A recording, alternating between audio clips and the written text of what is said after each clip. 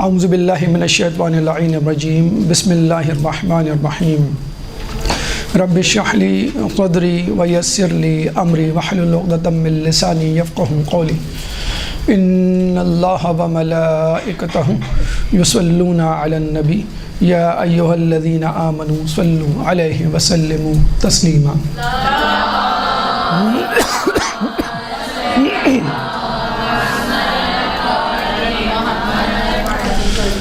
موضوع گفتگو ہے علی کی عدالت۔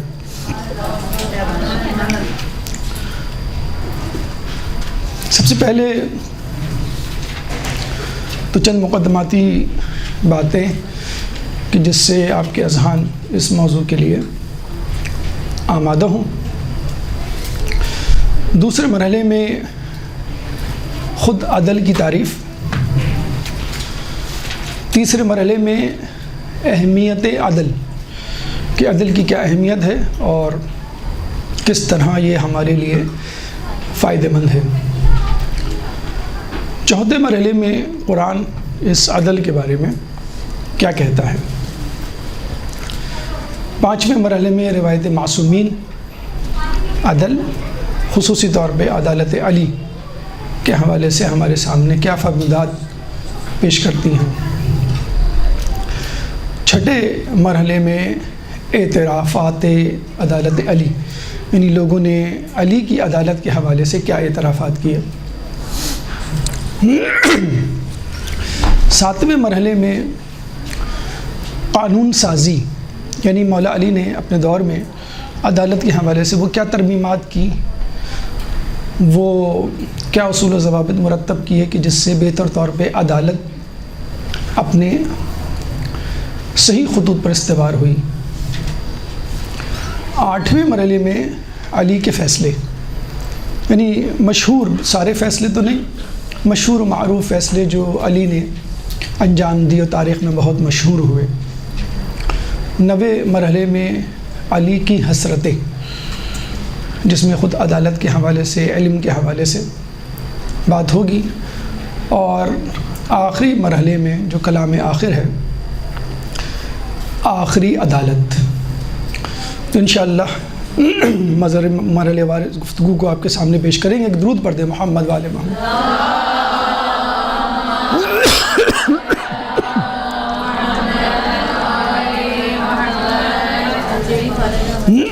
ابن الحدید معتزلی، نہج البلاغہ کا بہت مشہور مفسر، 20 جلدوں پر مشتمل تشریح جنہوں نے لکھی۔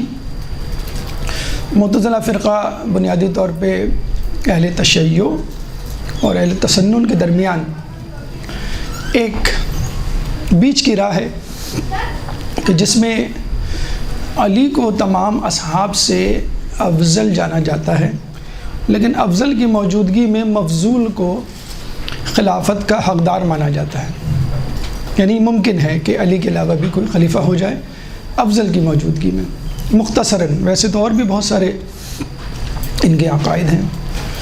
ابن الحدید معتزلی نے بہت خوبصورت جملہ مولا علی کی فضائل کے حوالے سے کہا کہ اس شخص کی فضیلت کا کیا کہنا کہ جس کی فضائل کو دشمنوں نے حسد کی وجہ سے اور دوستوں نے خوف کی وجہ سے چھپائے۔ یعنی اگر دشمنوں کو حسد نہ ہوتا اور دوستوں کا خوف نہ ہوتا تو علی کے فضائل کیا کچھ بیان نہ ہوتے، بلکہ خود رسول اکرم صلی اللہ علیہ وآلہ وسلم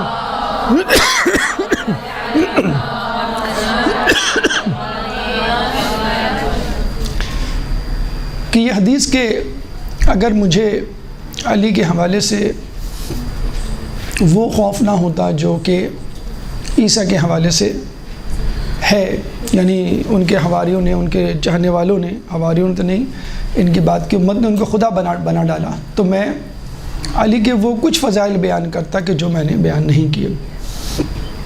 ایک اور حدیث میں ہے کہ اگر تمام درخت قلم بن جائیں، درخت کے پتے قرطاس یعنی صفحات بن جائیں، اور تمام دریا سیاہی، تو علی کے فضائل ختم نہ ہوں۔ تو ہم یہ سمجھتے ہیں کہ رسول کے بعد تمام فضائل، تمام خواص، تمام نیکیوں میں علی اپنی بلندی پر ہیں، جس میں سے ایک فضیلت خود فضیلت عدل بھی ہے۔ سب سے پہلے عدل کی تعریف، یہ ہماری گفتگو کا دوسرا مرحلہ، ایک درود پڑھ دے محمد والے محمد پر۔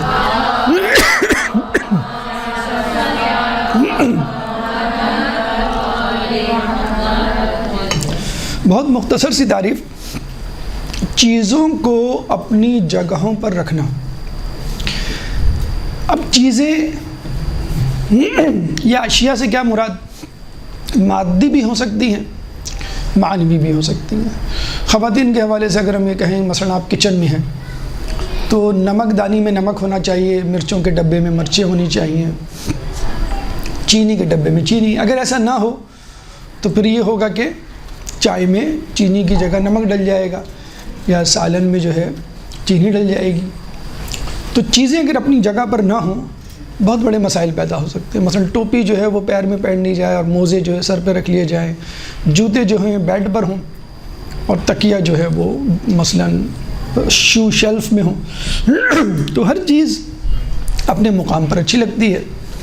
اسی طرح حلال کو حلال کہا جائے، حرام کو حرام کہا جائے۔ جب آپ حلال کو حرام کہتے ہیں اور حرام کو حلال، تو یہ بھی آپ نے عدل سے روگردانی کی اور ظلم کیا۔ تو عدل کیا ہے؟ چیزوں کو اپنی جگہوں پہ رکھنا، اور ظلم کیا ہے؟ اس کا الٹ، کہ چیزوں کو اپنی جگہ سے ہٹا دینا۔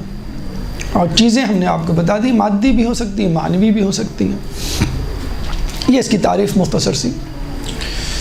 تیسرا مرحلہ اہمیت عدل، ایک درود پڑھ دے محمد والے محمد۔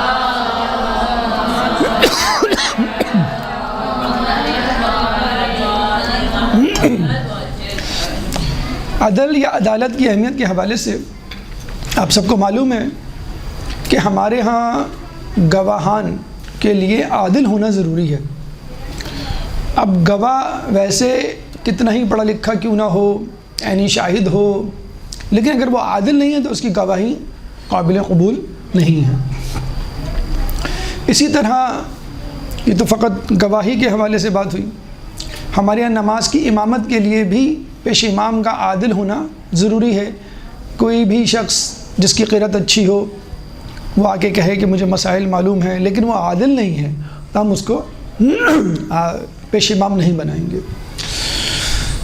فقط پیش امامت کے لیے عدالت ضروری ہے، تو پھر رہبری، تقلید، رہنمائی کے لیے کیوں نہ ضروری ہو، تو مرجع تقلید کا بھی عادل ہونا ضروری ہے۔ تو عام زندگی میں گواہی کے لیے عدالت ضروری ہے، تقلید، رہنمائی کے لیے بھی عدالت ضروری ہے۔ پھر اس سے ہم آگے بڑھتے ہیں، اصول دین۔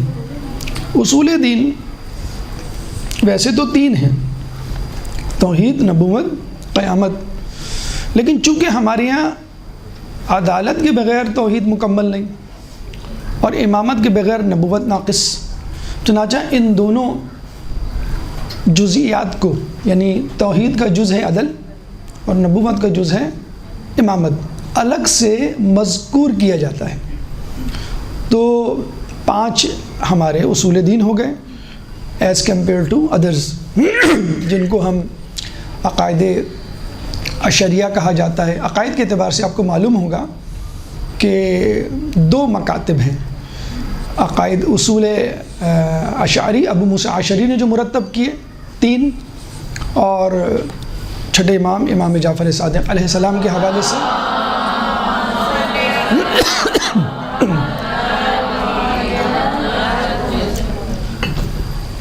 اور فقہ کے اعتبار سے 5 مکاتب فکر ہیں، 4 اہل تسنن کے، شافعی، مالکی، حنبلی اور حنفی، اور 1 جعفری۔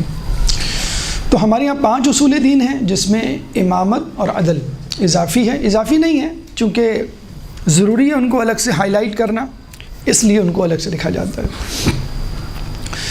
اہل تسنن کے یہاں عدالت ضروری نہیں، یعنی اللہ اگر عادل نہیں ہے تو کوئی بات نہیں، اللہ اللہ ہے، اور اگر وہ عدل کے خلاف کوئی کام کرتا ہے تو ٹھیک ہے، کوئی بات نہیں، وہی عدل ہوگا، بس جو اللہ کرتا ہے وہ صحیح کرتا ہے. مطلب ایک جملہ جو مشہور ہے اس کا غلط مفہوم یہ نکالا جاتا ہے، اگر اللہ عدل کے خلاف کوئی کام کرے تو بھی عدل کہلائے گا. یہ ان کے ہاں مثلا خدا نخواستہ قیامت میں کسی نیکوکار کو اللہ اگر جہنم میں ڈال دے تو یہ عین عدل ہوگا، کسی گناہ گار کو جہنم میں ڈال دے تو یہ عین عدل ہوگا. یعنی نیکوکار کا مطلب ہے کہ جو کوالیفائی کرتا ہے جنت کے لیے اس کو جنت میں نہ ڈالا جائے، جہنم میں ڈال دیا جائے. تو اللہ کا یہ کرنا صحیح ہوگا، عین عدل ہوگا. جبکہ ہمارا یہ کہنا ہے کہ یہ عین عدل نہیں ہوگا، یہ ظلم ہوگا. یعنی جھوٹ اللہ بولے، نبی بولے، امام بولے، مرجع بولے، مجتہد، عالم، عام آدمی، جھوٹ ہے. سچ خدا کہے، نبی کہے، امام کہے، جو بھی سچ ہے. اگر بڑا آدمی جھوٹ بولتا ہے تو ہم کہیں کہ نہیں بھئی یہ سچ ہے، تو ظاہر سی بات ہے یہ عدل کے خلاف ہے. نعوذ باللہ پھر ہمارے علماء یہاں تک مثال دیتے ہیں کہ نعوذ باللہ من ذالک نقل کفر نباشت کے مصداق، کہ اگر اللہ چاہے تو امام علی کو نعوذ باللہ جہنم میں، ابن ملجم کو جنت میں، تو کیا یہ عدل ہوگا؟ وہ کہتے ہیں کہ ہاں یہ بھی عدل ہوگا. جبکہ ہمارے یہاں بالکل یہ تو بہت بڑی مثال، آخری مثال سمجھ لیں، ایک نیکوکار اور ایک گناہ گار کی اگر ہم ملیں کہ ان کی منزلیں مختلف ہو جائیں تو ہمارے خیال میں یہ بھی ظلم ہوگا. تو ہم عدل کے قائل ہیں، اہل تسنن عدل کے قائل نہیں ہیں. ہمارے نزدیک یہ اصول دین کا ایک جز ہے، اور اصول دین کے حوالے سے آپ جانتے ہیں کہ اگر اصول دین میں سے کسی کا بھی انکار کیا جائے تو انسان جنت میں نہیں جا سکتا. اگر وہ گناہ کرے یا نیکیوں سے منہ موڑے تو کسی حد تک کچھ عرصے کے لیے جہنم میں جلے گا، پھر جنت میں چلا جائے گا. لیکن اگر اس کا ایمان عقیدے کے اعتبار سے ناقص ہے اور کسی ایک اصول کا وہ منکر ہے تو وہ جنت میں جانے کا مستحق نہیں. اتنا امپورٹنٹ حصہ ہے عدل ہمارے اصول دین میں. آگے چلیں تو ہم دیکھتے ہیں کہ عدل صرف شرعی اعتبار سے، اب تک جو ہم نے مثالیں دیں گواہی کے اعتبار سے، مرجع تقلید کے حوالے سے اور اصول دین کے حوالے سے، یہ دینی حوالے سے مثالیں اور اہمیت عدل دی.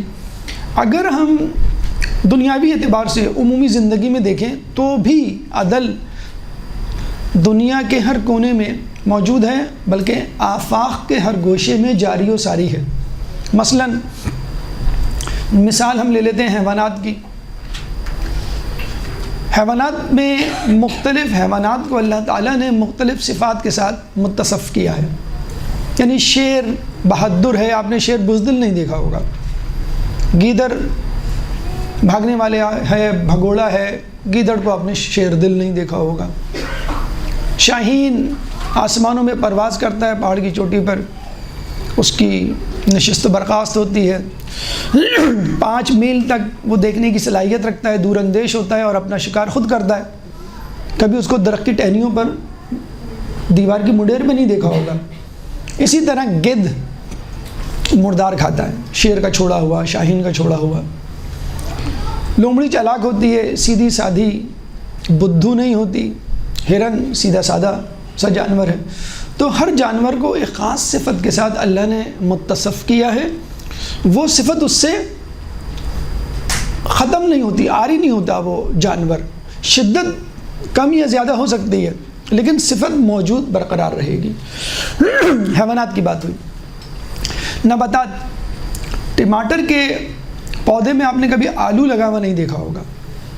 آلو کے پودے میں آپ نے کبھی کوئی سبزی دوسری بیگن مثلا نہیں دیکھی ہوگی. ٹیسٹ ٹماٹر کا، آلو کا، کسی پھل کا میٹھا، کڑوا، کم میٹھا، کم کڑوا ہو سکتا ہے. آم مثلا. تو ہر پھل، ہر سبزی، ہر نباتات، ہر پودا ایک خاص پھل، ایک خاص سبزی رکھتا ہے. کوئی دوسری سبزی، کوئی دوسری پھل اس پہ نہیں ہو سکتے. یہ بھی ایک عدل ہے. یعنی اللہ تعالیٰ نے جس چیز کو جس مقصد کے لیے پیدا کیا ہے وہ چیز، وہ وظیفہ انجام دے رہی ہے. یہی عدل ہے. نباتات کی مثال. جمادات کی مثال، آگ کا کام ہے جلانا. آگ کبھی ٹھنڈک نہیں دیتی. پانی کا کام ہے پیاس بجھانا، کم مقدار میں ہو. اگر زیادہ مقدار میں ہو تو وہ غرقاب بھی کر سکتا ہے، آپ کو ڈبا بھی سکتا ہے۔ ہاں اگر اللہ چاہے کہ آگ ٹھنڈی ہو جائے اس کے نیک بندے کے لیے، یا نارکونی بردم و سلامن علی ابراہیم، تو آگ جلائے گی نہیں، گل و گلزار بن جائے گی۔ اسی طرح دریا فرعون کے لشکر کو غرقاب کر سکتا ہے، لیکن موسیٰ کا لشکر گزر جاتا ہے۔ تو اذن الہی پر موقوف ہے، اگر اللہ حکم دے گا تو وہ ہوگا، اگر اللہ حکم نہیں دے گا تو وہ نہیں ہوگا۔ تو یہ بھی عین ممکن ہے کہ عین وقت پر کچھ دیر کے لیے کچھ لوگوں کے لیے وہ صفت، وہ خصوصیت اس چیز سے سلب ہو جائے اور دوسری صفت پیدا ہو جائے، یہ بھی اللہ ہی کی، یہ بھی اس کو بھی ہم عدل ہی کہیں گے۔ تو حیوانات ہوں، نباتات ہوں، جمادات ہوں، تمام کے تمام عدل پر قائم ہیں۔ سورج چاند کو نہیں پکڑ سکتا، دن سے پہلے رات نہیں آ سکتی، للشمس ينبغي لها ان تدرك القمر ولا الليل سابق النهار وكل في فلك يسبحون، سورہ یاسین آیت نمبر 40۔ للشمس ينبغي لها ان تدرك القمر، سورج کو سزاوار نہیں کہ وہ چاند کو جا پکڑے، اور رات دن سے پہلے نہیں آ سکتی۔ وَكُلٌّ فِي فَلَكٍ يَسْبَحُونَ، اور سب اپنے اپنے دائرے میں چکر لگا رہے ہیں، تیر رہے ہیں۔ تو سورج، چاند، ستارے، پتھر، آگ، دریا، نباتات، جمادات، حیوانات، ہر شخص کا ایک وظیفہ ہے جس پہ وہ عمل کر رہا ہے۔ چنانچہ ہر چیز اپنے نقطہ اعتدال پر ہے۔ اگر یہ چیزیں اپنی جگہ سے ہٹ جائیں یا اپنی مقدار میں کسی حد تک تو ٹھیک ہے، لیکن اپنی حدوں کو عبور کر جائیں اوپر یا نیچے کی طرف، تو پھر وہاں سے خرابی، فساد، بیماری کا سفر شروع ہوتا ہے۔ اپنی زندگی میں ہم دیکھتے ہیں بلڈ شوگر لیول مثلاً 100 گرام ہونا چاہیے، کم ہو گیا تو لو بلڈ شوگر، ہائپوگلائسیمیا زیادہ ہو گیا تو ڈائبٹیز، لیکن ایک لمٹ ہے۔ 100 مثلاً ایوریج ہے تو 99 95 پہ آپ کو ہائپوگلائسیمیا نہیں ہوگا، 100 مثلاً ایوریج ہے تو 110 120 پہ آپ کو ڈائبٹیز نہیں ہوگی، ایک لمٹ ہے 160 180 پہ جا کر۔ اسی طرح بلڈ پریشر ہے 120/80، ایک لمٹ ہے، اس سے اوپر گیا، اس سے نیچے آیا۔ تو ہر چیز کی ایک لمٹ ہے، ایک ڈومین ہے، ایک دائرہ ہے، اس میں وہ گھوم سکتا ہے، موو کر سکتا ہے، حرکت کر سکتا ہے۔ اس سے آگے نکلے گا تو پھر وہ فساد اور خرابی اور نقصان کا پیش خیمہ ثابت ہوگا۔ چنانچہ ہم یہ سمجھتے ہیں کہ عدل کائنات کی ہر مخلوق میں جاری ساری ہے۔ یہ انسان واحد مخلوق ہے کہ جو عدل سے انحراف کر جاتا ہے۔ کوئی شے انحراف نہیں کرتی، انسان کر جاتا ہے، بار بار اس کو یاد دلایا جاتا ہے کہ بھئی تم نے نماز نہیں پڑھی، بھئی تم نے نماز میں تاخیر کر دی، تم نے فلاں کو یہ بات کہہ دی جو اس کو بری لگی، تم نے فلاں پہ ظلم کر دیا، تم نے فلاں کا پیسہ کھا لیا۔ تو اپنے وظیفے سے انحراف یہ انسان کی جرت ہے۔ جانور کو جرت نہیں ہوتی، پودے کو جرت نہیں ہوتی، کسی ذرے کو جرت نہیں ہوتی کہ وہ اپنے آربٹ، اپنے وظیفے سے انحراف کرے۔ جو کام دیا گیا ہے وہ کر رہے ہیں۔ چنانچہ انسان کو چاہیے کہ وہ عدل پر قائم رہے۔ عدل صرف یہ نہیں ہے کہ دو آدمی آئے، ان کے درمیان ایک مسئلہ ہے، آپ نے اس کو حل کروا دیا۔ عدل یہ ہے کہ آپ اپنا وظیفہ انجام دے رہے ہیں، اپنی ذمہ داریاں کم حقہ انجام دے رہے ہیں یا نہیں۔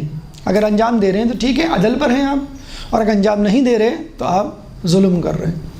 اگر آپ حرام سے بچ رہے ہیں، حلال واجبات ادا کر رہے ہیں تو آپ عدل پر ہیں۔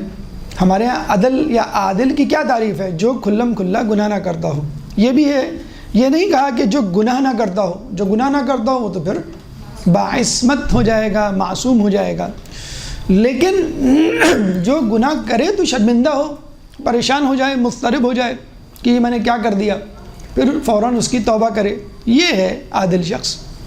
اور کھلم کھلا گناہ کا مطلب یہ ہے کہ آپ ڈھیٹ ہیں، آپ ضدی ہیں، آپ سرکش ہیں، آپ باغی ہیں، آپ طاغوت کے کارندے ہیں، کہ آپ ڈھٹائی سے علی الاعلان چوراہے پہ خدا کی نافرمانی کر رہے ہیں۔ یہ توہین الہی کے مترادف ہے، توہین اسلام کے مترادف ہے۔ عدالت کی اتنی زیادہ اہمیت ہے، فقط اسلام میں نہیں، اسلام سے ہٹ کے، کہ کہا جاتا ہے کہ جسٹس ڈیلیڈ جسٹس ڈینائڈ، تاخیر انصاف انکار انصاف کے مترادف ہے۔ اگر آپ نے کسی مسئلے میں انصاف کرنے سے تاخیر کی، آپ تذبذب کا شکار ہوئے، تو اس کا مطلب ہے کہ آپ انصاف نہیں چاہتے، آپ چاہتے ہیں کسی طرح مسئلہ میرے مطابق ڈھل جائے، فیصلہ میرے حق میں ہو جائے، یا فلاں کے جس سے مجھے کوئی فائدہ ہے۔ اور دوسری بات، خود مولا کائنات حضرت امیر المومنین علی ابن ابی طالب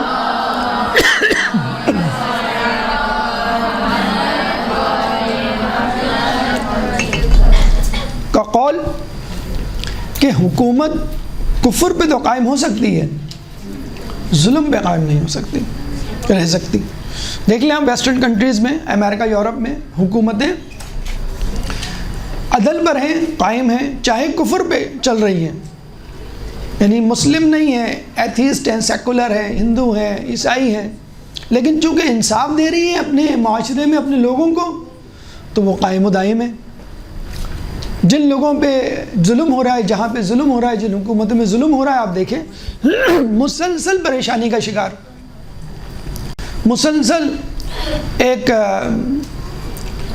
ابہام کا شکار، اور اب جائے کہ تب جائے حکومت والی بات ہوتی ہے۔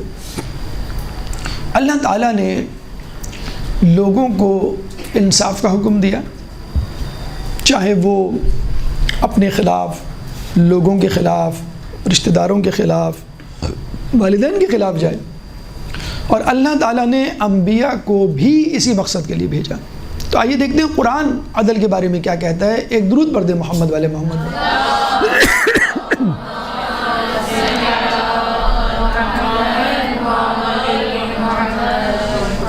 تو ہماری گفتگو کا تیسرا مرحلہ قرآن اور عدل۔ اللہ تعالیٰ چاہتا ہے کہ ہر انسان انصاف پر قائم رہے، چاہے وہ انصاف، وہ عدل اس کو نقصان ہی کیوں نہ پہنچائے۔ سورہ نساء آیت نمبر 135، چیپٹر 4 ورس نمبر 135، اللہ فرماتا ہے یا ایھا الذین آمنوا کونوا قوامین بالقسط شہداء للہ، اے وہ لوگوں جو ایمان لائے ہو انصاف پر قائم رہو، شہداء للہ، اور اللہ کی طرف گواہی دو، اللہ کے لیے گواہی دو، ولو علی انفسکم، چاہے وہ تمہارے اپنے بارے میں کیوں نہ ہو، اول والدین، اپنے والدین کے بارے میں کیوں نہ ہو، والاقربین، اور اپنے رشتہ داروں کے بارے ہی میں کیوں نہ ہو۔ یعنی اگر رزق آپ کا اپنا ہے، والدین کا ہے، رشتہ داروں کا ہے، تو بھی گواہی اللہ کے لیے دینی ہے، جس میں اللہ قائم ہے، جس پہ اللہ کا حکم لگ رہا ہے، نہ کہ آپ کا اپنا حکم۔ تو اے لوگوں انصاف پر قائم رہو اور اللہ کے لیے گواہی دو، چاہے یہ گواہی تمہارے اپنے نفس کے لیے ہو، والدین کے لیے ہو، یا رشتہ داروں کے لیے ہو۔ اور یہی مقصد تمام انبیاء کا اس دنیا میں آنے کا تھا۔ اللہ تعالیٰ نے رسولوں کو بھیجا ہی اس لیے، کتاب اتاری ہی اس لیے کہ چیزوں کو اپنی جگہوں پہ رکھ دیا جائے، جس کو خدا کہنا چاہیے اس کو خدا کہا جائے، معبود، جس کو عبد کہنا چاہیے اس کو عبد، عبد کی ذمہ داری عبد کی طرح نبھائے، ایک عام آدمی حلال حرام کو سمجھے۔ تو جو کتابیں نازل ہوئیں، جو شریعتیں نافذ ہوئیں، وہ اسی لیے کہ لوگوں میں عدل قائم ہو جائے، انصاف قائم ہو جائے، خود بھی کریں اور لوگوں کو بھی کہیں۔ لقد ارسلنا رسولنا بالبینات وانزلنا معهم الکتاب والمیزان، کہ ہم نے قد انزلنا رسولنا قد ارسلنا رسولنا بالبینات، ہم نے رسولوں کو واضح نشانیوں کے ساتھ بھیجا، وَأَنزَلْنَا مَعَهُمُ الْكِتَابَ وَالْمِيزَانَ، اور ان کے ساتھ کتاب اور میزان، ترازو یعنی انصاف کا پیمانہ بھی بھیجا، نازل کیا۔ کیوں بھیجا؟ لِيَقُومَ النَّاسُ بِالْقِسْطِ، تاکہ لوگ آپس میں عدل قائم کریں۔ یعنی نبی موجود نہ بھی ہو، جب نبی کا جانشین نہ بھی ہو، تو اس کتاب کی روشنی میں عدالت جو ہونی چاہیے اس کو خود انسان قائم کرے۔ ہمارے جو اسلام آباد میں جو سپریم کورٹ ہے اس کے باہر یہ آیت کندہ ہے، تو لوگوں کو چاہیے کہ وہ عدالت قائم کریں۔ انبیاء کا مقصد بعثت عدالت قائم کرنا تھا، اور یہ عدالت ہر صورت میں قائم ہونی چاہیے، چاہے اس کی وجہ سے خود آپ کو نقصان ہو، آپ کے والدین کو نقصان ہو، رشتہ داروں کو نقصان ہو۔ اب آئیے روایات کی طرف، خصوصی طور پہ ان روایات کی طرف کہ جس میں مولا علی کی عدالت کے حوالے سے گفتگو ہوئی ہے رسول کی طرف سے، اور خود مولا علی کے اپنے خیالات اپنی عدالت کے اعتبار سے۔ ہماری گفتگو کا 5واں مرحلہ، ایک درود پڑھ دیں محمد والے محمد پر۔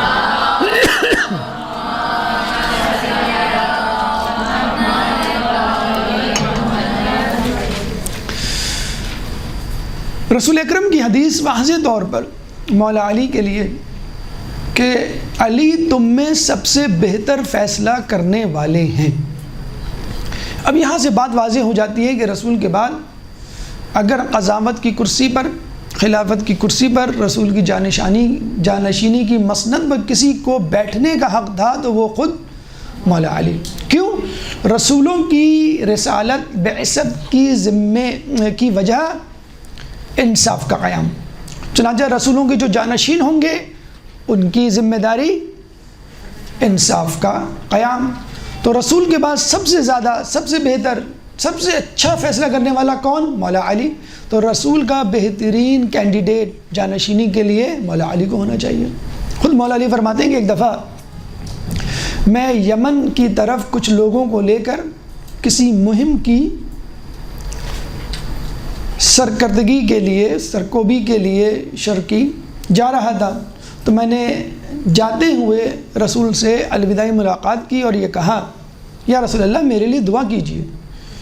تو رسول اللہ نے نہ صرف دعا کی بلکہ خوشخبری سنائی یہ کہ علی، خدا تمہاری زبان اور تمہارے دل کو ثابت قدم رکھے گا، یعنی دعا کے ساتھ خوشخبری بھی سنائی۔ تو مولا علی نے کہا کہ اس دن کے بعد سے کبھی بھی دو لوگوں کے درمیان فیصلہ کرنا میرے لیے کبھی کتنا دشوار ہوا ہی نہیں، کبھی دشوار نہیں ہوا۔ اس جملے کے بعد، اس دعا کے بعد، اس خواہش بلکہ اس خوشخبری کے بعد۔ اور پھر علی کا انصاف اتنا وسیع، جیسے ہم نے کہا کہ حیوانات، جمادات، نباتات، انسان، ہر شخص عدالت کا ذمہ دار ہے۔ انسان کبھی کبھی عدالت سے ہٹ جاتا ہے، ورنہ تو ہر جگہ عدالت ہے، اور اللہ تعالیٰ اس کی جواب دہی انسان سے لے گا۔ نباتات، جمادات، حیوانات جواب دہ نہیں ہے اللہ کے سامنے، ہم جواب دہ ہیں۔ کیوں؟ ہم عدالت سے انحراف کر جاتے ہیں بار بار۔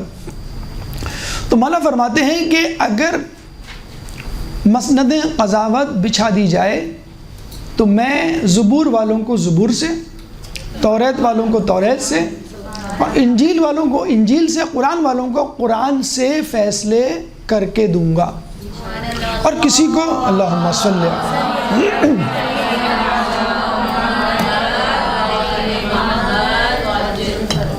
اگر مسند قضاوت بچھا دی جائے تو میں زبور والوں کو زبور سے، توریت والوں کو توریت سے، اور انجیل والوں کو انجیل سے، قرآن والوں کو قرآن سے فیصلے کر کے دوں گا۔ اور یہ بھی ایک جگہ آیا ہے کہ کسی کو اس میں کوئی اختلاف نہیں ہوگا۔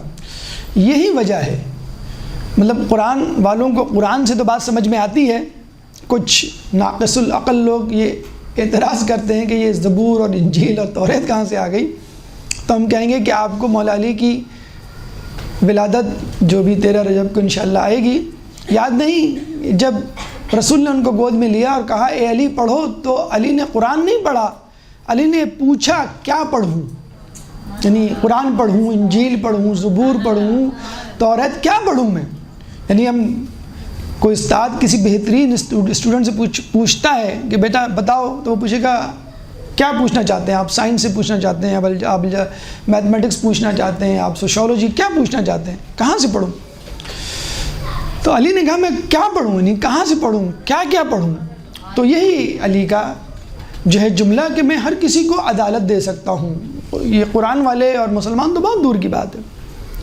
اور پھر بڑا عجیب جملہ علی کا کہ لوگوں نے اپنے حکمرانوں سے ان کے ظلم کی وجہ سے نفرت کی ہے اور مجھ سے میرے عدل کی وجہ سے نفرت کی۔ یعنی اتنا سخت عدل تھا کہ اغیار اور دشمن تو بہت دور کی بات، احباب اور دوست بھی سہمے بیٹھے ہوتے تھے کہیں علی کی تلوار ہمارے اوپر بھی نہ اڑ جائے، کہیں علی کا ترازو ہمارے لیے بھی قائم نہ ہو جائے اور ہم سے کوئی غلطی نہ ہو جائے۔ کیوں کہ ہم ان کی اولاد ہیں، ہم ان کے رشتہ دار ہیں، ہم ان کے قبیلے والے ہیں، اس کا تو کوئی فرق ہی نہیں پڑے گا علی کو۔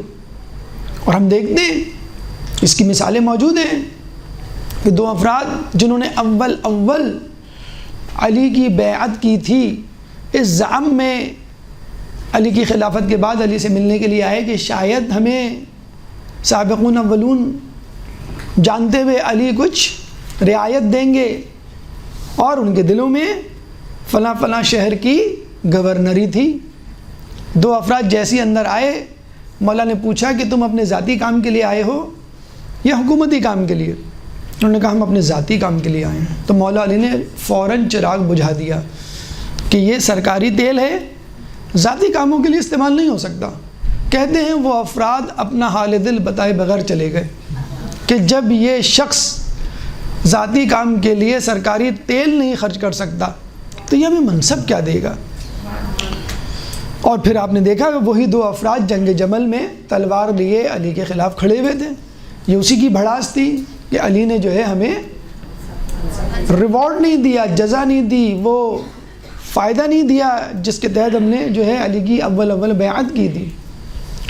پھر ہم دیکھتے ہیں علی کے بھائی عقیل بن ابی طالب، جن کے لیے ملتا ہے کہ جنہوں نے حضرت ام البنین کا جو ہے رشتہ ڈھونڈا اور ان کو جو ہے سلیکٹ کیا اور بتایا اور رشتہ لے کر بھی گئے۔ کتنے قریب تھے آدمی، رشتے وغیرہ کی باتیں تو اپنے بہت قریب ترین لوگوں سے کرتا ہے، نابینا تھے بیچارے۔ انہوں نے علی کی دعوت کی، مولا گئے۔ اب ظاہر سی بات ہے خلیفہ ایک حاکم، اس کی دعوت کے لیے عام کھانے سے بہتر، ہم کسی کی دعوت بھی کرتے ہیں تو عام کھانے سے بہتر کھانا پکاتے ہیں۔ ان کی سکت نہیں تھی، کھانا تو وہی عام تھا، لیکن اس کے بعد تھوڑا سا حلوہ انہوں نے پیش کر دیا۔ تو مولا علی نے، اب ظاہر سی بات ہے مولا علی کی نگاہیں تو بہت دور تک، انہوں نے کہا کہ تمہارا وظیفہ اتنا تو نہیں کہ تم حلوے کا انتظام کر سکو۔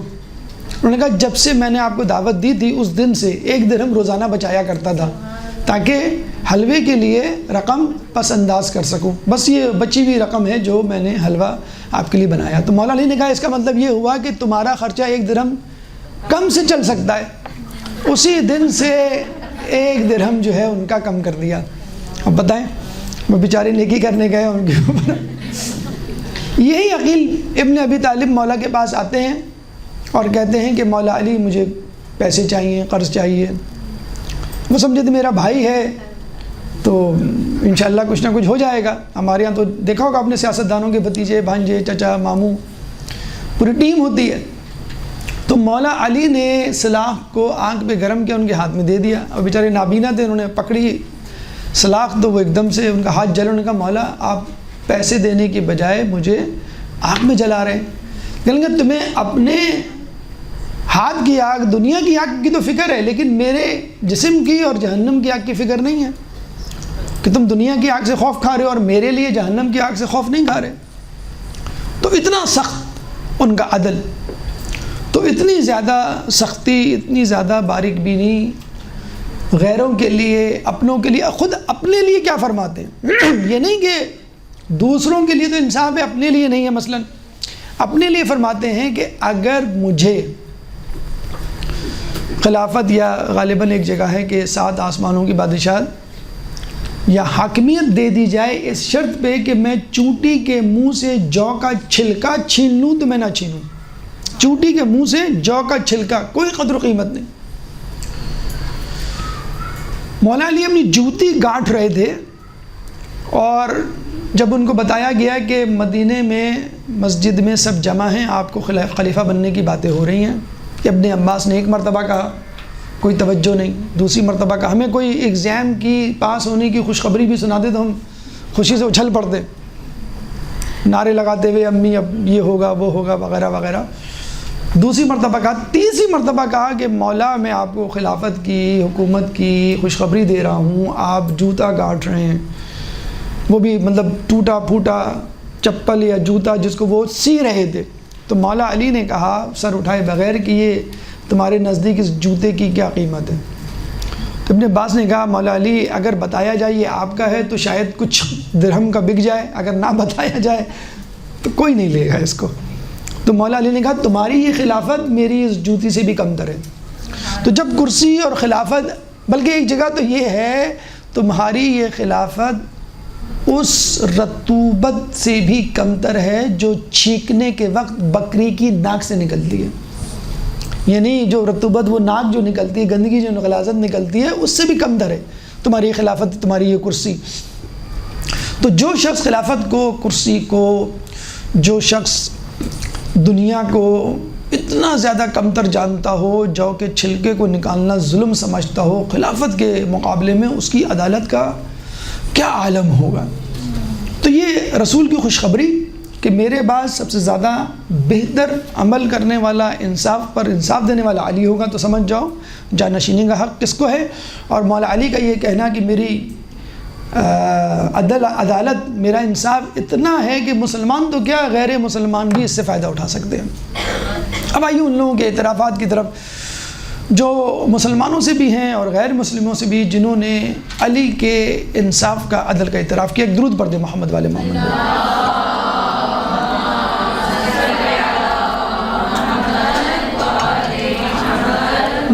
ہم سب کو یہ معلوم ہے کہ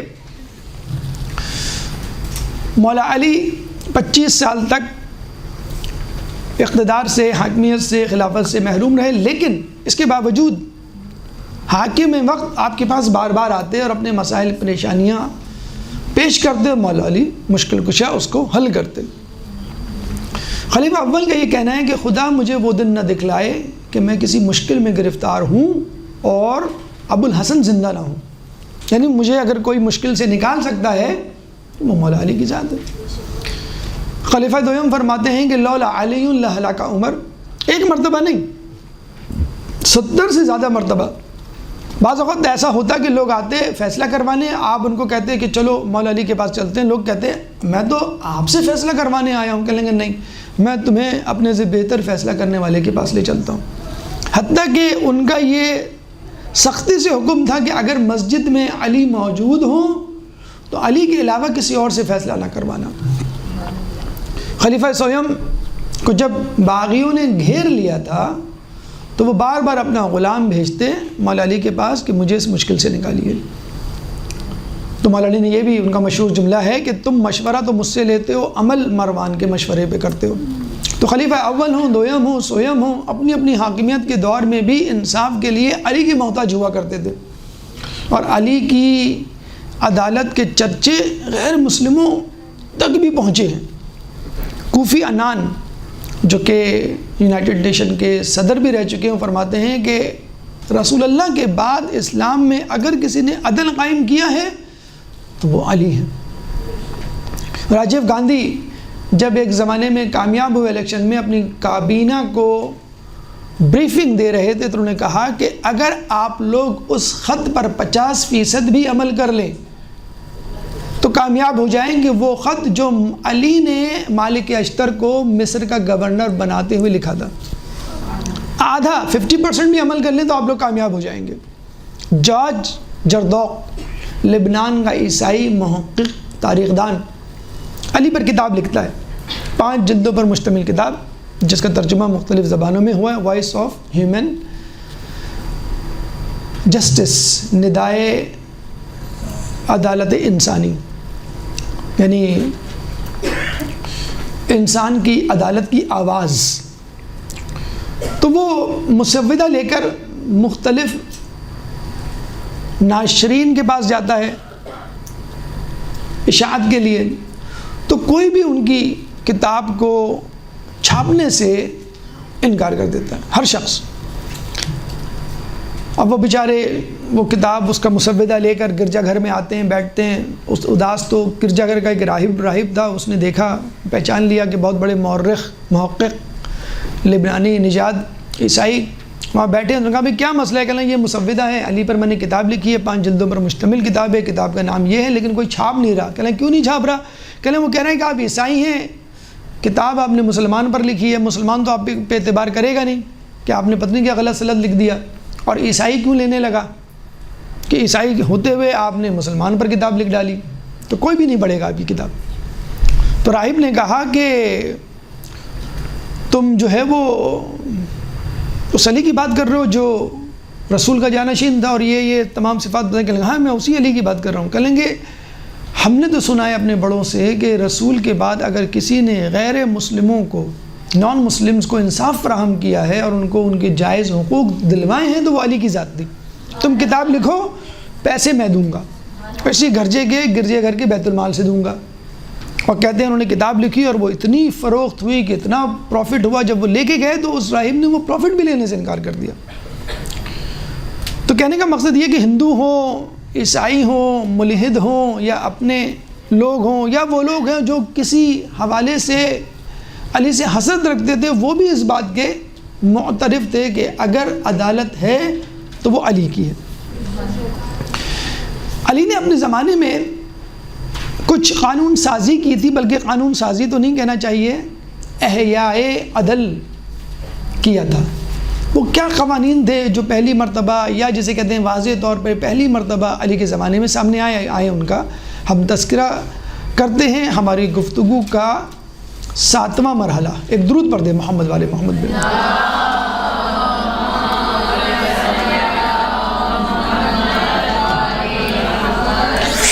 دیکھیں یہ قوانین عدالت نئے نہیں تھے، یہ بالکل یہی بات ہے کہ مولا علی کو خلیفہ جب بنایا گیا اور جب انہوں نے پہلی مرتبہ جماعت کی اقتدا کی، یعنی جماعت قائم کی، تو نماز پڑھنے کے بعد لوگ حشاش بشاش ہو گئے اور برملا کہا کہ آج ہم نے رسول کی زمانے کی نماز پڑھی، یعنی علی نے رسول کے زمانے کی نماز کی یاد تازہ کر دی۔ آپ کو یاد ہوگا مامون کے زمانے میں ہمارے 8ویں امام علی رضا علیہ السلام، اللہم صلی علی،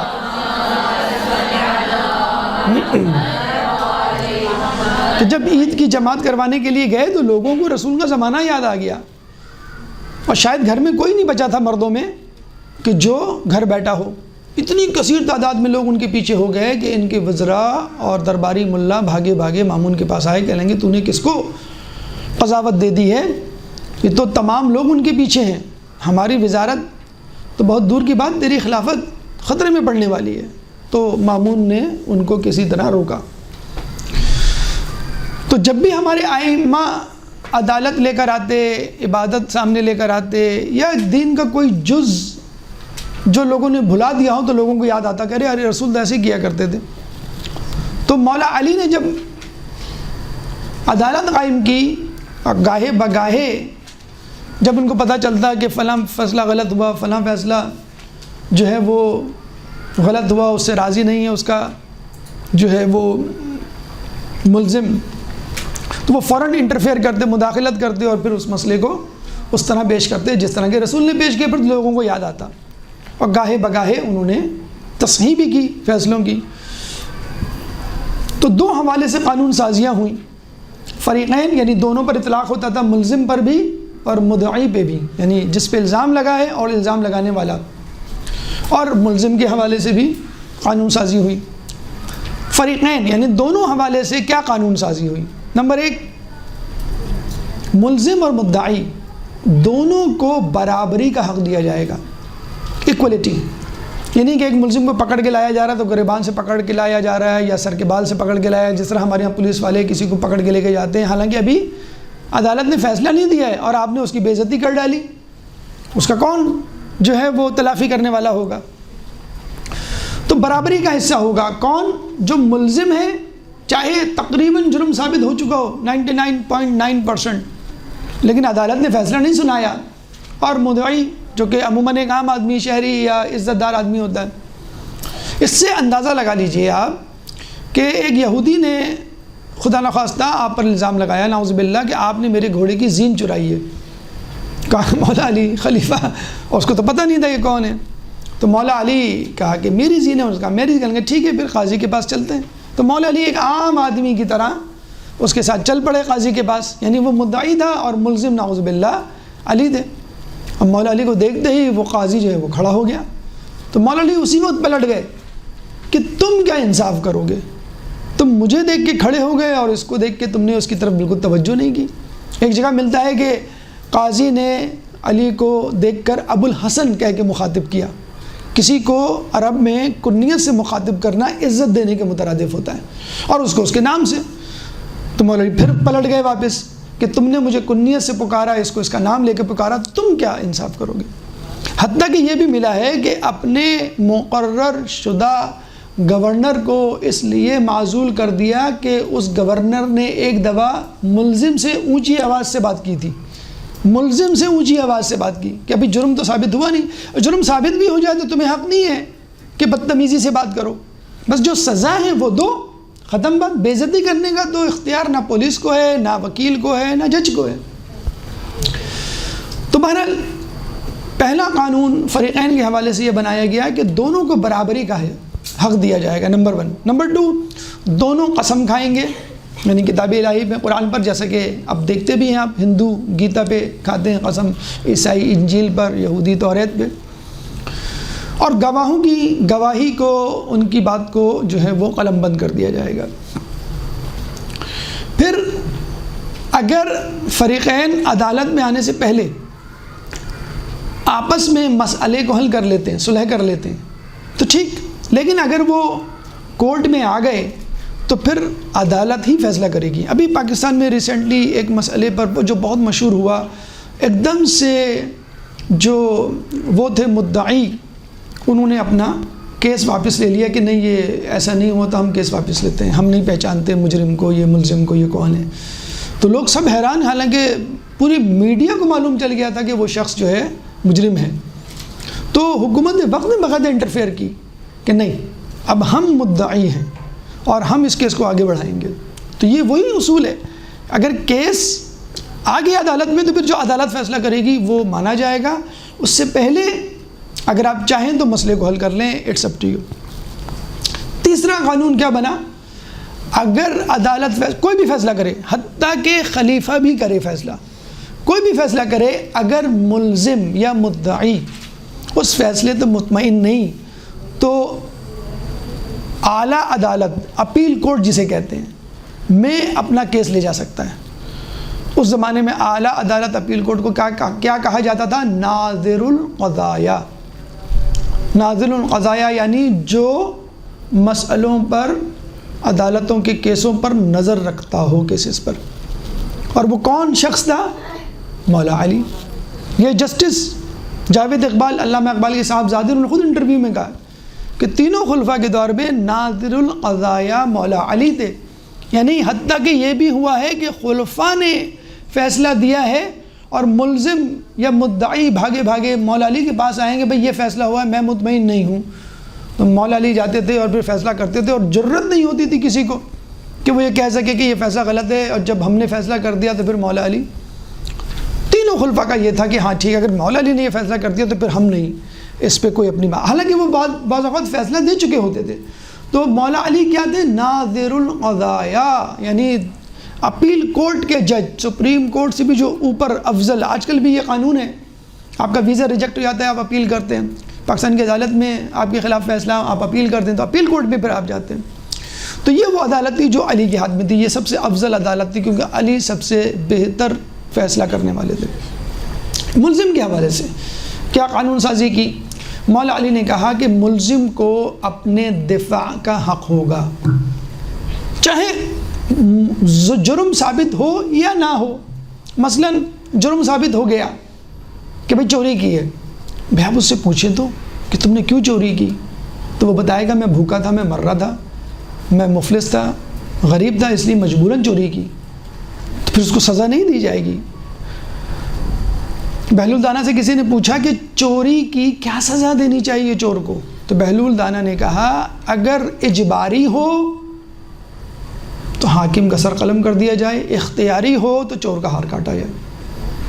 یعنی اگر اس کے اختیار میں تھا کروں کہ نہ کروں ٹھیک ہے، اس کا ہاتھ کاٹ دو، لیکن اگر مجبوری میں کی ہے، غربت کا شکار ہے، تو یہ تو حاکم کی ذمہ داری ہے کہ کسی کو غربت کا شکار ہی نہ ہونے دے۔ جیسے کہ ہم دیکھتے ہیں باہر کے ملکوں میں ان امپلائمنٹ فنڈ ہوتا ہے، بے روزگاری کا فنڈ، کہ کوئی بھوکا نہ مرے۔ تو اگر مجبوری، اور پھر یہ بھی ہے اس کی اماؤنٹ مجھے نہیں معلوم، لیکن بہت کم مقدار میں اگر کوئی چیز چرائی جائے تو پھر اس کو چوری نہیں کہا جاتا، مطلب 10 سکے کہہ لیجئے یا 1 روپیہ کہہ لیجئے آج کل کی زبان میں، تو وہ کسی کا کوئی ایسا نقصان نہیں ہوتا اس سے۔ نمبر 1 یعنی ملزم کو دفاع کا حق حاصل ہوگا، وہ بتائے گا کہ میں نے کن حالات میں چوری کی۔ ہو سکتا خود اس کو مجبور کیا گیا ہو چوری کے لیے یا کسی جرم کے لیے، تو جو ماسٹر مائنڈ ہے آپ اس تک پہنچیں گے اور پھر اصل چور کا، اصل ملزم کا سراغ لگائیں گے۔ نمبر 1۔ نمبر 2، ملزم کو یا مجرم کو جرم کرنے سے پہلے سزا نہیں دی جائے گی۔ مطلب آپ کے گھر میں کوئی کودا، آپ پولیس کے پاس لے گئے، اس کا ہاتھ کاٹ دیا گیا یا چور کی سزا سنا دی گئی، نہیں، اس نے تو چوری تو نہیں کی ہے، ہاں گھر کودنے کا ایک جرم ہوا، وہ اس کی سزا اس کو ملے گی۔ مولا علی کے پاس جب ابن ملجم آیا تھا، تلوار پیش کی تھی، تو فتن مولا میری طرف سے توبہ، تو مولا نے کہا کہ تو اگر یہ تلوار مجھے تحفے میں دے گا تو قتل کس سے کرے گا؟ وہ حیران پریشان، یہ کیا؟ مولا نے سارا بھانڈا پھوڑ دیا، فوراً کہا اس نے پینترا بدلتے ہوئے، یو ٹرن لیتے ہوئے، مولا اگر آپ سمجھتے ہیں کہ اس تلوار سے میں آپ کو قتل کروں گا، یہ لیجئے، اس تلوار سے آپ مجھے اسی وقت قتل کر دیں۔ مولا نے مسکراتے ہوئے کہا کہ مجرم کو جرم کرنے سے پہلے کیسے سزا دے دوں؟ کہہ بھی رہے ہیں کہ تو مجرم ہوگا، تو قاتل ہوگا، لیکن تو نے ابھی کام ہی نہیں کیا، وہ جو کرے گا تو کرنے کے بعد دوں گا، کرنے سے پہلے نہیں۔ یہ جواب ہے اس سوال کا کہ لوگ کہتے ہیں رسول جب منافقین کے نرغے میں تھے تو چن چن کے کیوں نہیں قتل کر دیا؟ بھی رسول کی زندگی میں انہوں کا منافقت کا بھانڈا نہیں پھوٹا تھا، بعد میں ان کے کرتوت، حسد، کینہ پروری، تشتزبام ہوئی تھی، تو کیسے جس کی ہو گئی عبداللہ بن ابی اور اس کے ساتھیوں کی، تو آپ کو معلوم ہے قرآن میں جیسے آیا ہے۔ لیکن اسلام ظاہر پر فیصلہ نافذ کرتا ہے، باطن پر فیصلہ نافذ نہیں کرتا۔ تو مجرم کو جرم کرنے سے پہلے سزا نہیں دی جائے گی۔ ایک درود پڑھ دے محمد والے محمد پہ۔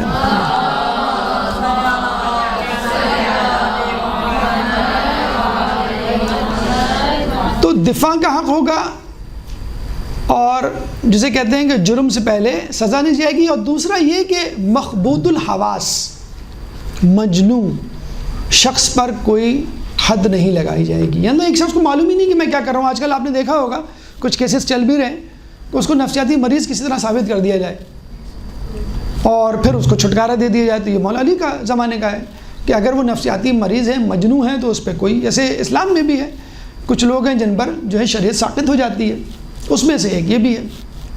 تو بہرحال یہ قوانین پہلے سے بھی موجود تھے، نظر انداز کر دیے گئے، مولا علی نے دوبارہ ان کا احیاء کیا، ان کو دوبارہ جسے کہتے ہیں کہ زندہ کیا۔ اب آئیے ہم اپنی گفتگو کے 8ویں مرحلے کی طرف چلتے ہیں، جس میں مولا علی کے ہاتھوں سے انجام دیے گئے چند دلچسپ اور تاریخی فیصلوں کو آپ کے سامنے پیش کریں گے۔ ایک درود پڑھ دیں محمد والے محمد۔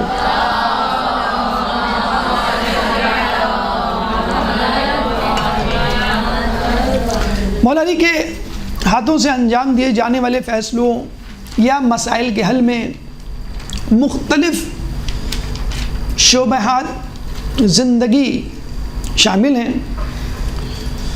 کچھ مسائل کا تعلق حساب سے، کچھ مسائل کا تعلق حیاتیات سے، کچھ مسائل کا تعلق نفسیات سے، یعنی حسابی حوالے سے مسائل کو حل کیا گیا، نفسیاتی حوالے سے حل کیا گیا اور سائنسی حوالوں سے حل کیا گیا۔ حساب کے حوالے سے مثلاً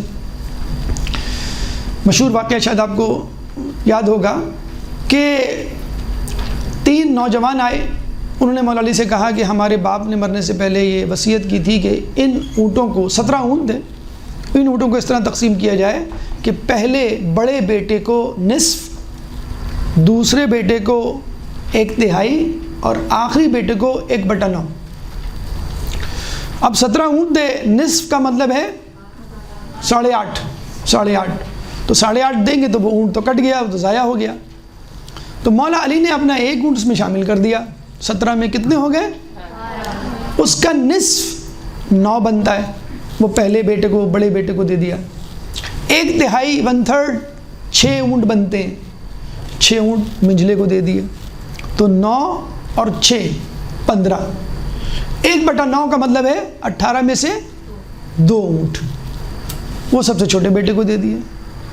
تو 9 جمع 5 جمع 2 17 اونٹ۔ آخری اونٹ بچا وہ مولا علی کا ہی اونٹ تھا جو انہوں نے شامل کیا تھا، 18 بنا دیا تھا، انہوں نے واپس لے لیا۔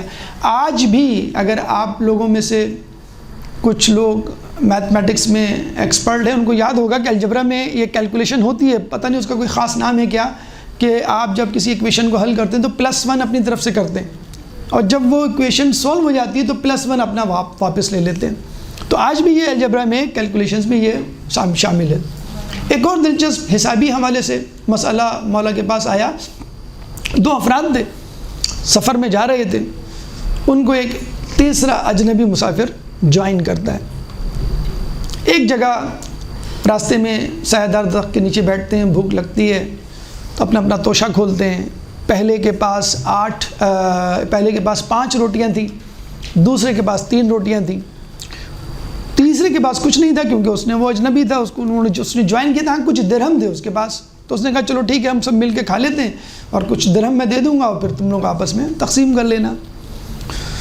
تو 3 افراد تھے تو 5 اور 3 روٹیاں تھیں، ٹوٹل 8۔ تو انہوں نے کیا کیا، ہر روٹی کے 3 حصے کر دیے، جیسے آپ پیزا نہیں کرتے ہیں آپ تقسیم، 8 حصے ہوتے ہیں ہمارے پیزا کے، تو انہوں نے 3 حصے کر دیے کہ ہر ایک کو ایک روٹی کا 1 ٹکڑا مل جائے۔ 5 روٹیوں کے بھی 3 حصے اور 3 روٹی کے بھی 3 حصے، تینوں نے مل کے کھا لی۔ جب کھا لی تو جو تیسرا شخص تھا جس کے پاس کچھ نہیں تھا، درہم تھے 8 درہم، ان دونوں کے حوالے کر دیے کہ آپ اپنے آپس میں تقسیم کر لیں۔ اب وہ یہ کہہ کے چلا گیا۔ جس کے پاس 5 روٹیاں تھیں اس نے کہا 5 درہم میرے اور 3 درہم تمہارے، کیونکہ 5 روٹیاں میرے پاس تھیں، 3 روٹیاں تمہارے پاس تھیں۔ تو اس نے کہا نہیں، 3 درہم والے نے کہ بھائی کھایا تو سب نے سب بیٹھ کے ایک ساتھ برابر ہے، تو درہم بھی برابر تقسیم ہوں گے، تمہارے بھی 4 میرے بھی 4، یعنی 3 نہیں لوں گا 4 لوں گا، اور تم 5 نہیں لوگے 4 لوگے برابر۔ اب آپس میں جھگڑا ہوا تو انہوں نے کہا چلو مولا علی کے پاس چلتے ہیں۔ مولا علی کے پاس گئے تو مولا علی نے 3 درہم والے سے کہا کہ تو 3 لے لے ورنہ اس سے بھی جائے گا۔ اب وہ بڑا اکڑ فو میں کہنے نہیں مولا آپ انصاف کیجئے، جو منظور ہو، جو ہوگا فیصلہ وہ مجھے منظور ہوگا۔ یعنی 5 اور 3 درہم تقسیم جا رہا تھا پہلا والا شخص، دوسرے نے کہا نہیں مجھے 4 دو، انہوں نے کہا 4 گیا تجھے 3 بھی نہیں ملیں گے۔ مولا نے کہا نہیں آپ انصاف کریں مجھے منظور ہوگا۔ اب سنیے غور سے سنیے، مولا نے کہا دیکھو پہلے والے کے پاس 5 روٹیاں تھیں، ہر روٹی کے 3 ٹکڑے ہوئے، 5 ضرب 3 کتنے ٹکڑے ہوئے؟ 15 پیسز، ٹھیک ہے۔ دوسرے والے کے پاس 3 روٹیاں تھیں، ہر روٹی کے 3 ٹکڑے ہوئے، کتنے ٹکڑے ہوئے؟ 3 ضرب 3 3 × 3 9۔ تیسرے والے کے پاس کچھ بھی نہیں تھا۔ اب یہ ٹوٹل کتنے ٹکڑے ہوئے؟ 8 × 3 کتنے ہوں گے؟ 3 × 8 24 پیسز۔ اب یہ 24 پیسز سب نے برابر کھائے، شادی بیاہ کی تقریب کی طرح نہیں کہ جس کو زیادہ ملا اس نے زیادہ کھا لیا اور باقی کو بغیر بوٹیوں کا سالن ملا۔ تو اب یہ 24 ٹکڑے رکھے تو ہر کسی کے حصے میں کتنے ٹکڑے آئے؟ 8 ٹکڑے، ٹھیک ہے۔ پہلا شخص جس کے پاس 5 روٹیاں تھیں اس کے پاس کتنے ٹکڑے تھے؟ 15 ٹکڑوں میں سے اس نے کتنے ٹکڑے کھائے؟ کتنے ٹکڑے دیے؟ 7 ٹکڑے اس نے دیے، یعنی فروخت کیے اس شخص کو جو کہ مسافر تھا۔ دوسرے شخص کے پاس 3 روٹیاں تھیں، ہر روٹی کے 3 حصے ہوئے، 9 ٹکڑے ہوئے، اور 9 ٹکڑوں میں سے کتنے کھائے اس نے؟ 8، جیسے کہ ہم نے پہلے کہا۔ 1 ٹکڑا بچا، وہ اس نے دیا کس کو؟ اس مسافر کو، یوں سمجھ لیں اس نے بیچا۔ تو پہلے والے شخص نے جس کے پاس 5 روٹیاں تھیں اس نے 7 ٹکڑے دیے تو 7 درہم کا حقدار ہوا، اور دوسرا والا شخص جس کے پاس 3 روٹیاں تھیں اس نے 1 ٹکڑا دیا، اس کو 1 درہم ملا۔ تو وہ 1 ٹکڑا مولا علی نے اس کو دیا اور کہا میں نے کہا تھا تجھے کہ تجھے 3 بھی نہیں ملیں گے، تو 4 تو بہت دور کی بات ہے، تو فقط 1 ٹکڑا ملا۔ تو آپ نے دیکھا مولا علی نے کس طرح صرف کیا۔ ایک شخص آیا اور مولا علی سے کہنے لگا مولا علی سورج اور زمین کے درمیان کتنا فاصلہ ہے؟ اس زمانے میں ٹیلیسکوپ نہیں، کوئی سیٹلائٹ نہیں، کوئی راکٹ نہیں، کچھ بھی نہیں۔ مولا علی نے کہا اگر تو اپنے گھوڑے سے سفر کرے گا تو 500 سال بعد سورج تک پہنچ جائے گا۔ جب سائنسدانوں نے، میتھمیٹیشنز نے یہ کیلکولیشن کی تو پتہ چلا 9 کروڑ میل، اور 9 کروڑ میل ہی آج کے سائنسدان کہتے ہیں سورج اور زمین کا فاصلہ ہے۔ جو سورج کو پلٹانے کا ملکہ رکھتا ہو وہ سورج اور زمین کا فاصلہ نہیں جانے گا۔ اسی طرح ایک یہودی آیا، اچھا مولا علی جواب دینے میں بڑے سریع تھے، اور یہ بھی ایک ذہانت کی اعلیٰ ترین مثال منزل ہوتی ہے کہ آپ فوراً جواب دیں، کیونکہ آپ کو تھوڑا سا بھی شک نہ ہو۔ آیت اللہ بروجردی کے بارے میں ابھی ہم نیچے بیٹھے باتیں کر رہے تھے، تو آیت اللہ بروجردی کے بارے میں کہا جاتا ہے کہ ان کے دل میں کبھی شک نہیں آیا کسی بھی حوالے سے، نجاست، طہارت، وضو، نماز، رکعت، کسی بھی حوالے سے۔ تو ہمارے تو مرجع ایسے گزرے۔ تو مولا علی سوال کے جواب بڑی جلدی دیا کرتے تھے۔ کسی نے کہا بھی مولا آپ تھوڑا سا توقف تو کیا کریں، سوچ تو لیا کریں، یعنی نعوذ باللہ کہنا چاہ رہا ہے، تکا مارتے ہیں آپ، لگ جاتا ہے۔ تو مولا نے کہا کہ اچھا یہ بتا تیرے ہاتھ میں کتنی انگلیاں ہیں؟ اس نے کہا 5۔ کہا تو نے سوچا نہیں؟ کہنا سوچوں کیوں، ہر وقت میرے سامنے ہوتی ہیں۔ تو مولا نے کہا ہر وقت کائنات میرے سامنے ہوتی ہے جیسے یہ 5 انگلیاں تیرے سامنے ہوتی ہیں۔ اللہم صلی۔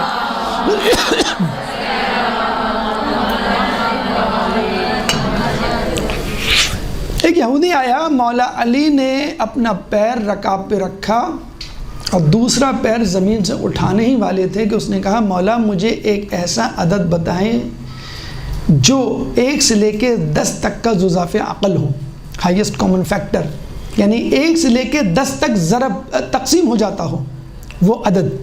اب آپ بتائیں، آپ سوچنا شروع کریں، 11، 12، 13، 20، 25، 100، 200۔ مولا علی نے رکے بغیر ایک لحظے کے لیے پہلا قدم پیر ان کا رکاب پہ تھا، رکے نہیں، دوسرا قدم اٹھاتے ہوئے دوسری رکاب پہ رکھنے سے پہلے ایک جملہ کہا، ہفتے کے دنوں کو سال کے دنوں سے ضرب دے دو، یعنی 7 × 360 قمری سال کی بات ہو رہی ہے، 7 × 360 کتنے بنیں گے؟ 2520، 2520۔ اس کو 1 سے بھی ضرب تقسیم کریں ہو جائے گا 2، 3، 4، 5، 6، 7، 8، 9، 10 تمام سے۔ تو دیکھیں آپ نے پہلا قدم رکاب پہ تھا، دوسرا رکاب پہ گیا نہیں، مسئلہ حل کر دیا۔ مولا علی کے بارے میں کہا جاتا ہے کہ مولا علی ایک رکاب پہ قدم رکھنے کے بعد قرآن پڑھنا شروع کرتے اور دوسری رکاب پر قدم رکھنے سے پہلے والناس تک ختم کر دیا کرتے تھے۔ جو قرآن ختم کر دے رکاب کے درمیان تو وہ کسی مسئلے کا حل بھی نہ بتا سکے۔ ایک درود پڑھ دے محمد والے محمد۔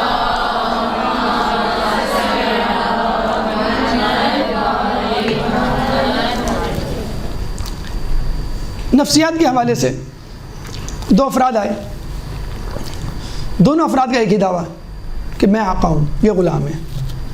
غلام نے کہا نہیں، مطلب دوسرا شخص کہتا ہے نہیں میں آقا ہوں، یہ غلام ہے۔ اب لوگ پریشان، کوئی گواہ نہیں، کوئی قرائن نہیں کہ ہم کس طرح فیصلہ کریں۔ مولا علی نے کہا کہ دیوار میں 2 سوراخ بنا دوں۔ 2 سوراخ بنا دیے گئے، دونوں کو کہا کہ بھئی اپنا سر اندر دے دو، یعنی سر دوسری طرف، جسم دوسری طرف۔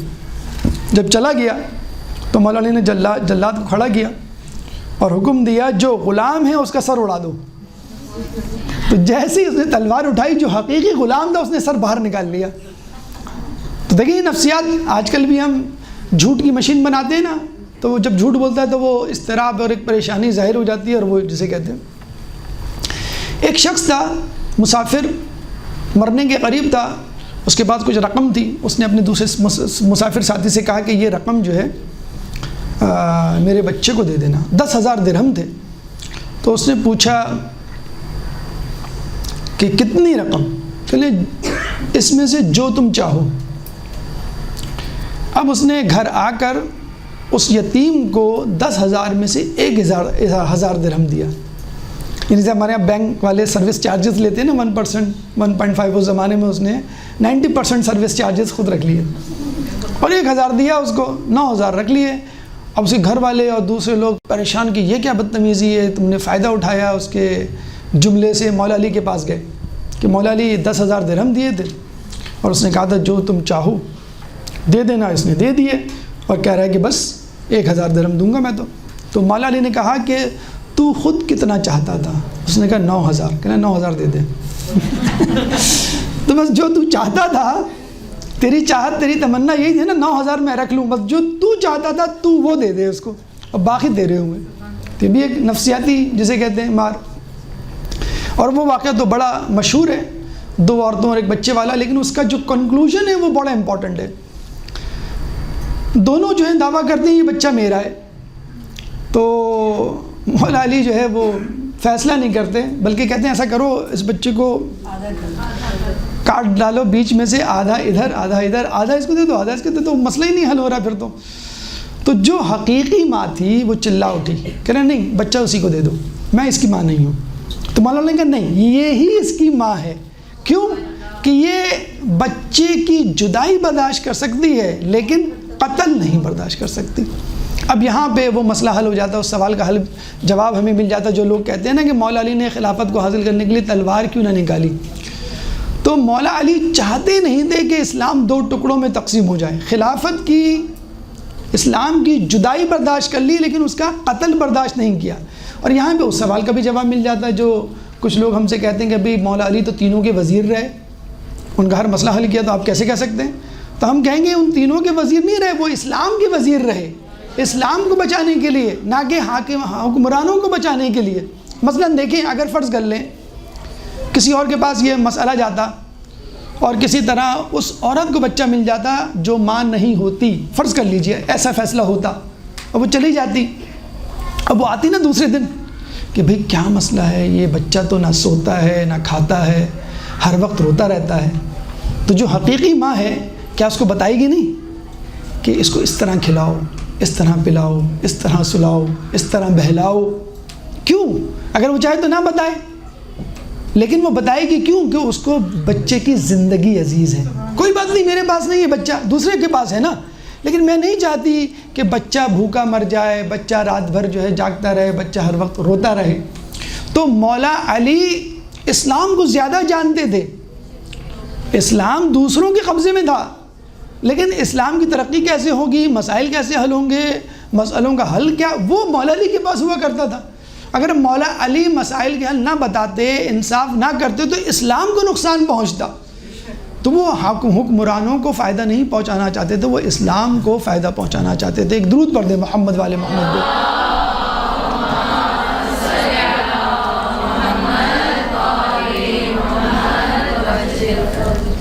مولا علی کی گفتگو کا نواں مرحلہ حسرتیں.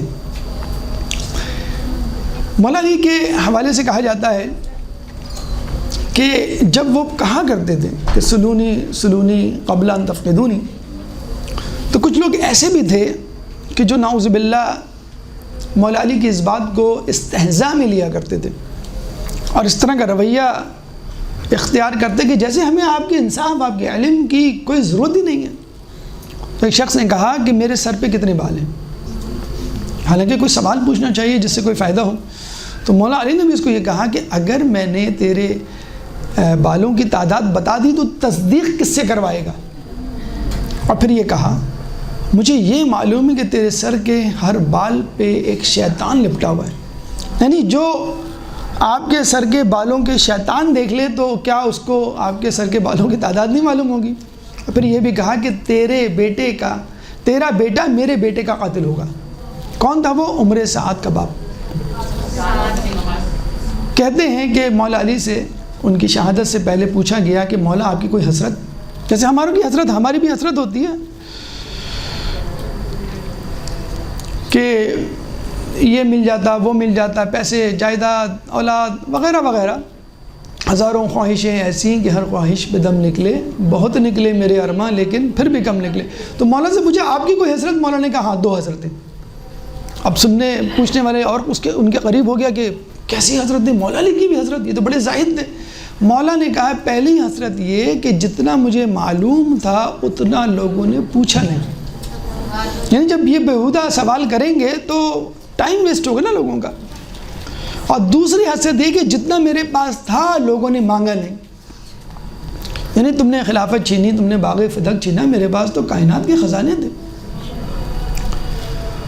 تو بہرحال کلام آخر 10ویں مرحلے میں ہم یہ کہیں گے کہ مولا کی عدالت ٹھیک ہے، کچھ لوگوں کو راس نہیں آئی، جو لالچی تھے، بزدل تھے اور منافق تھے، لیکن بہرحال جو علی کے محب تھے اگر ان کو علی کی عدالت سے کوئی نقصان بھی پہنچا تو وہ اس پہ فخر کرتے تھے۔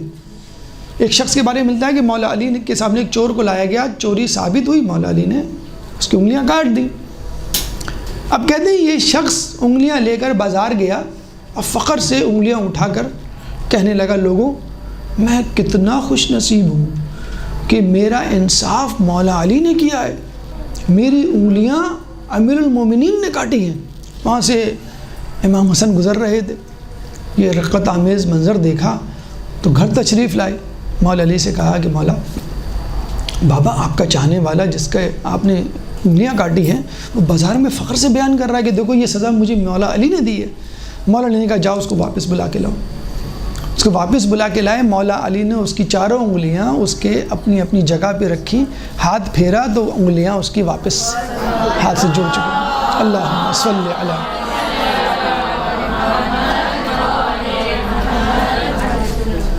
یہ تھی وہ علی کی عدالت کہ جس کے لیے بی بی سیدہ نے کہا تھا کہ اگر لوگ خلافت علی کو دے دیتے تو قیامت تک کوئی راہ راست سے صراط مستقیم سے گمراہ نہ ہوتا۔ اور پھر ہم نے دیکھا کہ جب افضل القاضی یا سب سے بہتر فیصلہ کرنے والے کو ہٹایا گیا اس کی مسند سے تو ظلم و ستم کا بازار گرم ہوا، ظلم کی ابتدا ہوئی۔ پھر بنو امیہ بنو عباس کے دور میں مولا کی علی کی اولاد ان کے صلب سے جو جانشین تھے ان کو دور رکھا گیا، جس طرح مولا علی کی طرح ان کو بھی بار بار بلایا گیا جب پریشانی کا شکار ہوئے، لیکن مسند خلافت مکمل طور پہ ان کے ہاتھ میں نہ دی تو کیا ہوا؟ ظلم بڑھتا گیا۔ اور ہمیشہ لوگ یہ کہہ کر کے چپ ہو گئے کہ کاش کوئی ہمیں ظلم سے نجات دے، لیکن پھر بھی لوگوں نے کسی بھی امام کا ساتھ نہیں دیا جس طرح دینا چاہیے۔ اور پھر یہی ہوا کہ اللہ نے 11 قاضی القضاء یا بہترین فیصلہ کرنے والوں کو دے کر آزما کر امت سے آخری حجت کو ہٹا لیا اس وقت تک کہ جب یہ دنیا ظلم سے بھر جائے گی، کہ جس کے بارے میں رسول نے کہا کہ جب قیامت میں اگر قیامت میں ایک دن بھی رہ جائے تو میرا بیٹا اس دنیا کو عدل سے اس طرح بھر دے گا جس طرح وہ ظلم سے بھری ہوگی۔ تو علی کی حسرت علی کے بعد کہ ائمہ کی حسرت کو آخری آنے والا پورا کرے گا، کہ جس کے لیے پوری دنیا منتظر ہے، یعنی پوری دنیا انصاف کی منتظر ہے، اور انصاف امام مہدی کا، جہاں در انتظار عدالت، عدالت در انتظار مہدی۔ اللہ تعالیٰ سے دعا ہے کہ اللہ تعالیٰ ہمیں امام مہدی کے لشکریوں میں شامل فرما۔ اللہ تعالیٰ سے دعا ہے کہ مولا علی کی عدالت پر ان کی سیرت پہ چلنے کی توفیق عطا فرما۔ اللہ تعالیٰ سے دعا ہے کہ جو کچھ پڑھا سنا اس پہ عمل کرنے کی توفیق عطا فرما۔ اپنی بارگاہ میں اس حقیر سی عبادت کو قبول فرما۔ جو پریشان حال ہیں ان کی پریشانی کو دور فرما۔ جو بے روزگار ہیں ان کو رزق حلال عطا فرما۔ جو رزق حلال کما رہے ہیں ان کے رزق حلال میں برکت عطا فرما۔ جو مقروض ہیں ان کے قرضوں کو ادا فرما۔ جو زندان میں ان کو رہائی عطا فرما۔ جو سفر میں ہیں ان کو منزل عطا فرما۔ جو گمشدہ ہیں ان کو ان کے پیاروں سے ملا۔